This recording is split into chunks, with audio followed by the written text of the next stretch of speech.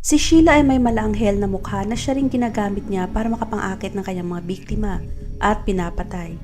Siya ay nakaranas ng pang-aabuso at pananakit mula sa sariling ama.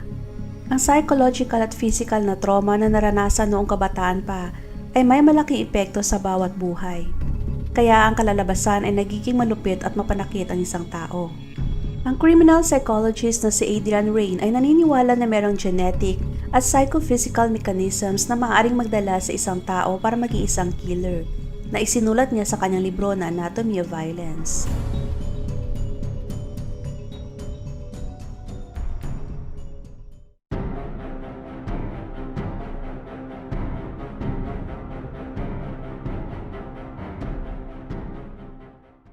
Si Sheila K. Bailey ay pinanganak noong July 4, 1958 sa maliit na bayan sa Fort Payne, Alabama. Siya ay bunso sa 3 magkakapatid ng kanyang mga magulang. Maganda ang kanyang boses at may magandang mukha. Ang kanyang ama na si Manuel Bailey ay lasinggero at ilang taon na itong puro lang pag-iinom ang ginagawa. At ang pagiging lasinggero nito ay naging malaking epekto sa pamilya nila Sheila. Kapag nalalasing ito ay sinasaktan at minumura niya ang asawa at mga anak. Minsan pa ay pinapaalis niya ang mga ito sa bahay at wala siyang pakialam kahit malamig sa labas. Nilalak niya ang pinto at hindi sila pinapayagan na makapasok kahit anong pagmamakaawa nila. Kaya madalas ay sa labas sila natutulog na mag-ina. Minsan pa ay tinatamaan si Sheila ng flower pot sa mukha dahil sa lasing na naman ng ama at pinagahagis niya ang lahat ng mahawakan nito. Malaking naging sugat ni Sheila sa noo kaya naging peklat ito. Katunayan na hindi lang pananakit ang naranasan nila Sheila sa ama, kundi naranasan din nila ng kanyang nakakatandang kapatid na si Lee na mamolestya. Alam ng kanilang ina ang ginawa sa kanila ng ama ngunit wala siyang ginawang aksyon. Siguro ay dala na rin ng takot. Ngunit sa kabila ng mga nangyayari sa kanilang bahay, ay mataas pa din ang grado ni Sheila sa paaralan. Pangarap niyang makaalis sa farm sa mas madaling panahon at para makapunta na sa malaking syudad. Si Sheila ay maraming ambisyon at pangarap sa buhay. Determinado itong abutin ang pangarap niya mula nung bata pa siya na maging artista o maging isang pop singer. Katunayan ay nasa kanya na ang lahat ng katangian. Magandang mukha, malakas na karisma at magandang boses. Sa edad ng 18 ay umalis na si Sheila sa kanilang bahay. Ngunit ang kanyang buhay ay hindi naging masaya. Sa kolehiyo ay kinakailangan niya mag-aral sa syudad ngunit wala siyang pera para tustusan ang pag-aaral. Nagtrabaho si Sheila bilang hotel maid kung saan ang kanyang kapatid na babae ay doon rin nagtatrabaho. Matangkad si Sheila, magandang katawan, kulay asul ang kanyang mga mata, makapal ang buhok at may napaka-charming na ngiti. Kaya halos lahat ng atensyon ng mga lalaki na sa kanya na kalaunan ay natutunan niyang gamitin para mamanipula ang kanyang mga manliligaw. Nakilala ni Sheila si Jonathan Baxter at dinagtagal ay nagkaroon sila ng relasyon. Wala pa sa 20 years old si Jonathan ng mga oras na yon, ngunit meron na itong anak na babae sa dati niyang nakarelasyon. Gayunpaman ay hindi yun naging hadlang sa relasyon nilang dalawa, at kinasal si Sheila at Jonathan. Tumagal lamang ang kanilang relasyon ng ilang buwan dahil sa nalaman ni Jonathan na sinasaktan ni Sheila ang kanyang anak sa tuwing umaalis ito papuntang trabaho. Aminado si Sheila na naiinis ito sa bata at pinagbubuhatan niya ito ng kamay o ipinapasok at inalalak niya sa cabinet pag umiiyak ito o pag nagiging pasaway. Hindi nakinig si Jonathan sa mga paliwanag ni Sheila. Agad itong nag-file ng divorce at pinaalis si Sheila sa kanyang bahay. Matapos ang kanilang divorce ay nag-umpisa ng makipag-date si Sheila sa iba't ibang lalaki at wala siyang siniseryoso na kahit isa. Tumatagal lamang ng linggo o buwan ang kanilang relasyon. Early 80s ay nakilala niya ang kanyang pangalawang asawa na si Ronnie Jennings. Hindi rin naging maayos ang relasyon ni Sheila kay Ronnie dahil sa pareho sila mga irresponsable at hindi stable na mga pag-iisip.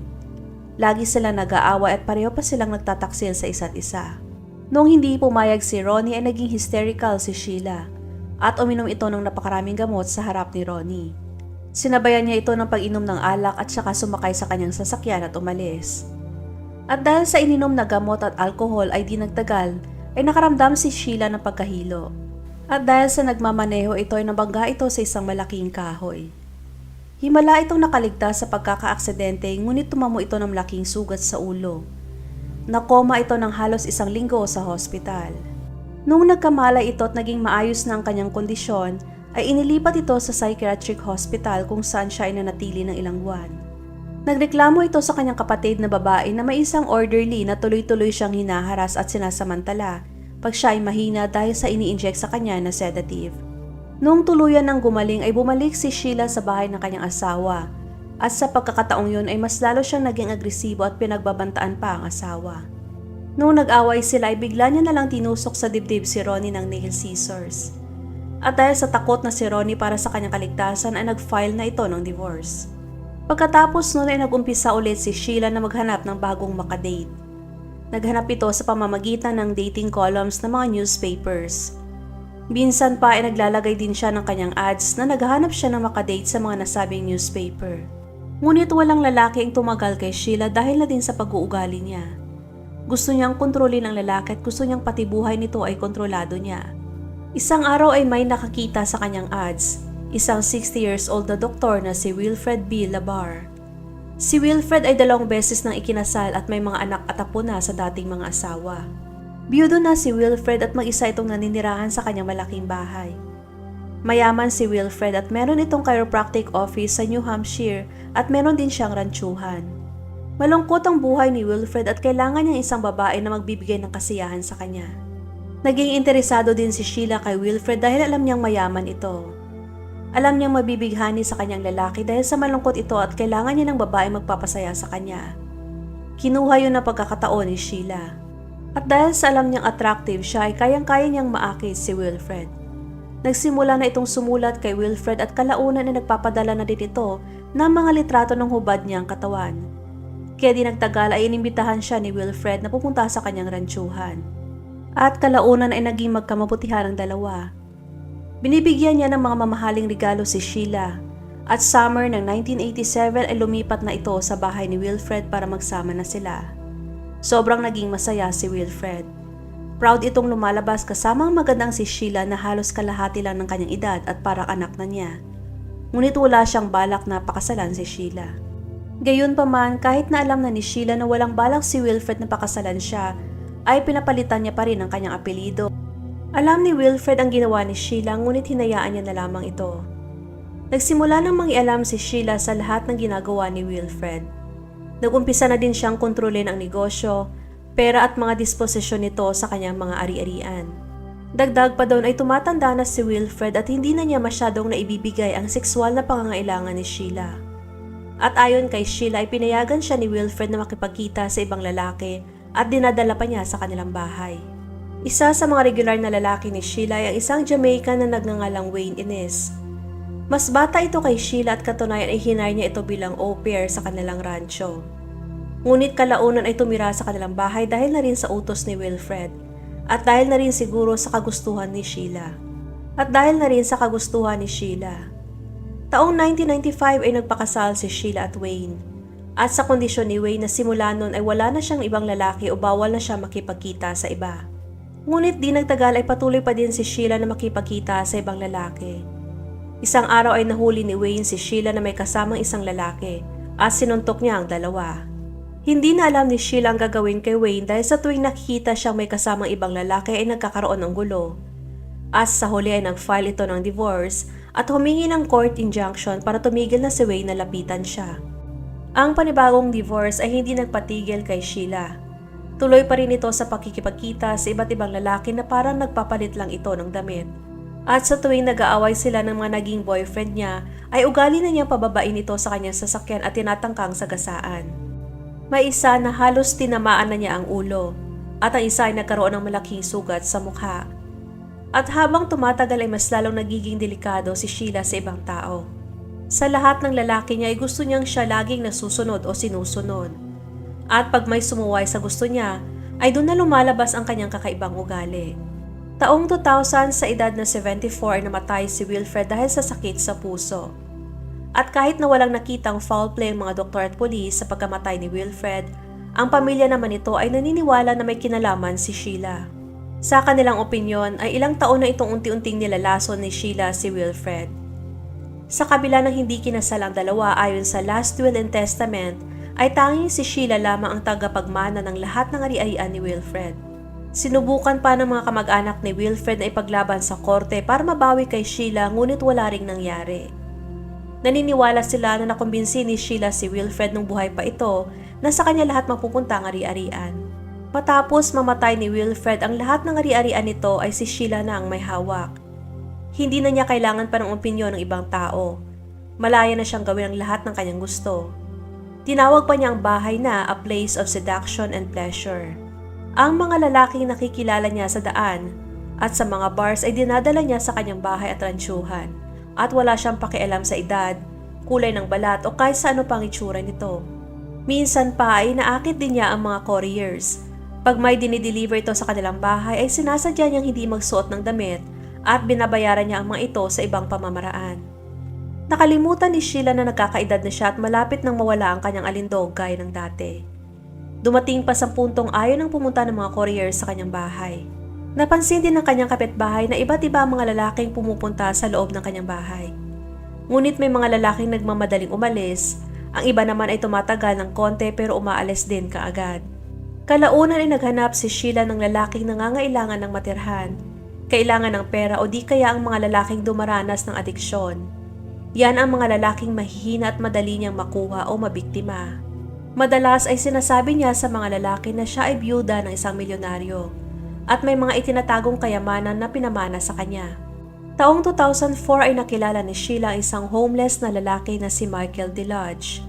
Nasa mahirap ang kalagayan ng kanyang buhay at nawala ang lahat sa kanya dahil sa nalulong ito sa iligal na droga. Sinubukan si Michael na dalhin ang kanyang mga kamag-anak sa rehabilitation clinic, ngunit tumakas ito at simula noon ay naging pag-alagala ito sa kalsada. Nagustuhan ni Sheila si Michael kaya inimbitahan niya ito sa kanyang bahay at pinangakuan na ililibre siya ng bahay pati pagkain at siya mismo ang bibili ng bawal na gamot kay Michael kapalit ang Noong tumira si Michael kay Sheila ay umaasa ito sa lahat ng pangangailangan niya kay Sheila. Sinusunod din niya ang lahat ng gusto ni Sheila dahil sa takot itong bumalik ulit sa kalye. Ngunit habang tumatagal ay nag-iiba na ang trip ni Sheila. Sa tuwing sila ay gusto niyang sinasaktan si Michael dahil sa nakakakuha siya ng pleasure sa tuwing nakikita niyang nasasaktan ito. Ilang beses nagtangkang tumakas si Michael ngunit hindi ito sinubukang magsumbong sa mga pulis dahil sa pag-aakalang hindi maniwala sa kanya. Ngunit nahahanap pa rin siya ni Sheila at pilit na dinadala pabalik sa kanyang bahay. At dahil sa desperado na si Michael ay nagdesisyon na itong ipaalam sa kanyang pamilya. Agad namang umaksyon ang pamilya ni Michael ngunit huli na ang lahat. Noong October 2005 ay nawala si Michael na parang bula. Kinontak ng pamilya ni Michael si Sheila ngunit sinabi ni Sheila na naghiwalay na sila at iniwan siya ni Michael. Hindi rin niya alam kung saan ito pumunta. Hindi rin nakita si Michael sa mga dating lugar na pinupuntahan niya noon. Wala sa mga nakakilala sa kanya ang may alam kung saan o nakakita kay Michael kung saan ito pumunta. At hindi rin nila alam kung paano ito makontak. Paunti-unti nang nauubos ang pera ni Sheila at kailangan na niya ng pera para ma-maintain ang bahay pati na rin ang kanyang sasakyan. Kaya napilitan nitong magtrabaho. At pinili niya ang trabaho na gustong-gusto niya. Naging operator siya ng isang intimate phone services. At dahil sa magandang boses niya sa telepono ay nabighanin na naman ang mga lalaki at gusto siyang makita sa personal. Isa sa mga lalaki yon ay si Kenneth County na nasa 24 years old pa lamang noong mga panahong yon. Gwapo at matipuno si Kenneth ngunit may mababa itong IQ kaya mabilis itong malinlang. At yan mismo ang mga klase ng lalaking hinahanap ni Sheila. Pinangakuan ni Sheila si Kenneth na paliligayahin niya ito araw-araw. Kaya kalaunan ay lumipat si Kenneth sa bahay ni Sheila. Di nagtagal ay ginagawa din ni Sheila ang dati nitong ginagawa kay Michael na sinasaktan niya ito sa tuwing sila ay nagtatay. Na nagresulta ng napakaraming pasa sa katawan ni Kenneth. Di lang pasa, may mga sugat at kalmot pa ito at paso. Ngunit hindi ito makaalis sa bahay ni Sheila. Hindi rin pinapayagan ni Sheila si Kenneth na makipag-usap sa kanyang mga magulang o sa mga kamag-anak. Ang unang nakapansin kay Kenneth ay ang kanilang kapitbahay. Nakita nila na mukhang may sakit ito. At ilang araw bago rin nawala si Kenneth ay napicturean pa ito ng isang store clerk gamit ang kanyang cellphone. At sa litrato ay makikitang payat at may mga sugat at pasa si Kenneth sa kanyang mukha. At sa nakitang mga sugat at marka ay masasabing may iba na matagal nang ginawa. Makikitang matagal nang sinasaktan si Kenneth. At ang laman ng kanyang cart ay nakakaalarma din. Makikitang may dalawang malalaking container ng gas na kalaunan ay siya rin palang gagamitin sa kanya. Naging palaisipan sa clerk ang itsura ni Kenneth at ang laman ng cart nito. At natatakot ito na baka si Kenneth ay biktima ng domestic violence kaya tumawag ito ng pulis. Dahil sa matagal nang hindi nakakausap at nakikita ng mga magulang si Kenneth, ay nag-file na sila ng missing persons report. Pagkatapos nun ay may mga pulis na pumunta sa bahay ni Sheila. Ngunit sinabi niya na wala na sila ni Kenneth kaya wala na rin ito sa kanyang bahay. Kinabukasan ay bumalik ang mga pulis at may dala na silang search warrant para sa bahay. Nasa police radar na si Sheila dati pa at ang kanyang pangalan ay dati nang nasangkot sa pagkawala din ng kanyang boyfriend na si Michael. Ngunit lumipas lang ang ilang taon na hindi man lang naimbestigahan si Sheila. Ang kanyang bahay at bakuran ay hindi rin nasuri ng mga pulis. Noong dumating ang mga pulis ay hindi nila nakita si Kenneth sa loob ng bahay. Ngunit may nakita silang may apoy sa labas ng bahay nito. Mukhang kakaibang apoy mula ito sa mga sinunog na mga improvised materials gaya ng mattress, mga piraso ng wooden furniture at iba pa. At sinunog yon gamit ang gas. Nakita din nila sa mga sinunog na parang may buto ng tao. Humingi na ng tulong ang mga pulis sa forensic experts at sinabi ang kanilang nakita. Marumi, mabaho at magulo ang loob ng bahay. May mga kuneho ring nagtatakbuhan sa loob. May nakita rin silang mga bakas ng dugo sa bawat kwarto. Lumalabas na ang dugo ay nagmula sa 3 magkakaibang tao. At ang buto na nahanap sa mga sinunog ay kay Kenneth. Nakita din ang 2 container ng gas na siyang nasa cart ni Kenny nung kinuhanan ito ng picture 1 araw bago ang pangyayari. Noong nalaman ni Sheila na pinuntahan ng mga pulis ang kanyang bahay, ay agad niyang kinuha ang kanyang mga alagang kuneho. Winidraw din niya ang lahat ng kanyang pera at nag-drive ito papuntang Boston. Habang nasa daan ay may nadaanan itong pet shop, kaya napag-isipan ni Sheila na iwanan doon ang kanyang mga kuneho. At dahil sa gabi na at delikado sa kanyang bumiyaheng mag-isa, ay sinabihan siya ng may-ari ng pet shop na doon na muna magpalipas ng gabi. Ngunit bandang alas 11 ng gabi ay nakita ng may-ari ng pet shop sa isang news na hinahanap si Sheila dahil sa nakapatay ito ng 2 lalaki. Agad itong tumawag ng pulis at doon na inaresto si Sheila. Sa pagsusuri ng bahay ni Sheila ay may natuklasan pa ang mga pulis. Isang box ng mga videotapes. Sa tape ay makikita sina Kenneth at Michael at iba pang lalaki na umaamin na sila ay mga pedophilia. Ngunit base sa itsura ng mga lalaki ay makikitang pinilit lang sila. Noong inaresto si Sheila ay naging kwestiyon ang kanyang mental health. Kaya nagmando ang korte na kinakailangang ma-evaluate ang mental state ni Sheila. At base sa kanyang evaluation ay nakitang mayroong delusional disorder si Sheila at ilang senyales ng schizophrenia. Tinawag pa niya ang kanyang sarili na isang anghel na nagmula sa langit para maprotektahan ang mga bata sa mga rapist. Ang mental health ni Sheila ang naging basihan ng kanyang abogado para sa depensa ni Sheila. Sinabi ng abogado niya na ang kanyang kliyente ay wala sa tamang pag-iisip at hindi niya alam ang kanyang ginagawa. At ang dahilan nun ay dahil sa mental at physical trauma na naranasan niya mula nung siya ay bata pa. Ang mga dating asawa ni Sheila at iba pang mga nakarelasyon nito ay nagsalita din sa korte. At pareho lang ang kanilang sinabi na si Sheila ay siraulo, may sayad at napaka-violenteng babae.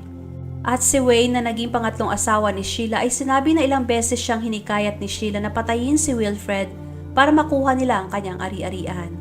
Ngunit sa kabila ng pagkumbinsi ng defense lawyer sa korte na si Sheila ay baliw at kinakailang mapagamot, ay naniniwala pa rin ang judge na alam niya ang kanyang ginagawa sa oras ng krimen. Magpahanggang ngayon ay hindi pa rin nakikita ang katawan ni Michael. Ngunit ang lahat ay naniniwala na sinunog niya rin ito kahalintulad ni Kenneth. Napatunayang guilty si Sheila noong 2008 sa kasong 2 counts of first-degree murder at sinentensya nito ng habang buhay na pagkakakulong na walang parol. Huwag magatubiling ibahagi ang inyong mga saloobin at komento. And please don't forget to like and subscribe my channel kung hindi mo pa nagagawa. Magkita-kita tayo ulit sa susunod na video. Maraming salamat.